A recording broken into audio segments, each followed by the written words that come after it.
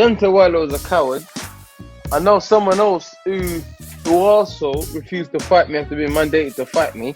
Don't want to fight me. Fury said, "Oh, you have to beat Deontay Wilder, fight me, and this and the other." And Fury's always said he wanted to fight me. Then now Fury don't want to fight as well. So, what the hell, man?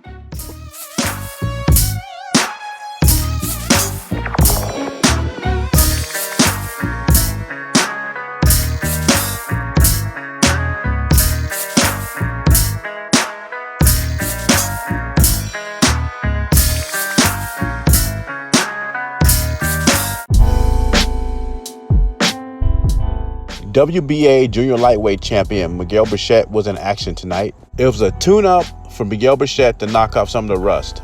Bichette's record going into the fight was 37-1 with 33 knockouts, leaving him with an 86% knockout ratio.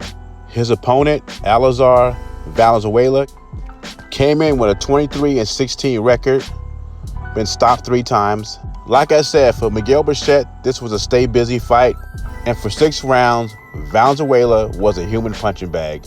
But he also proved that he was a tough guy, and he took punishment for 6 rounds, more like 5.5 rounds, and he took a lot of punishment.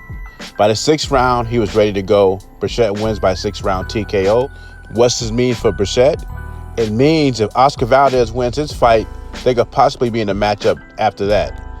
I'm favoring Bichette right now, but I think it'll be an excellent fight. We shall see what Valdez does. In other boxing news, Dillian Whyte and Tyson Fury have been having a war of words, and I think Tyson Fury has met his match.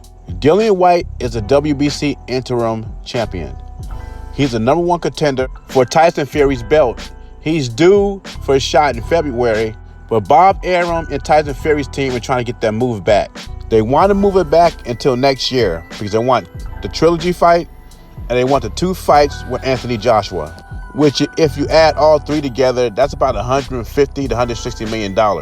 And Dillian Whyte's a very dangerous fighter. People underestimate Dillian Whyte. The only loss he has is against Anthony Joshua, who I got is the best heavyweight in the division.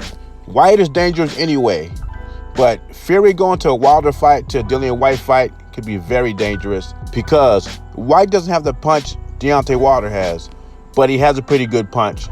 And he's a better boxer than Deontay Wilder is, which presents a different type of problem for Tyson Fury because he's facing a boxer puncher that comes forward, that knows how to use his jab.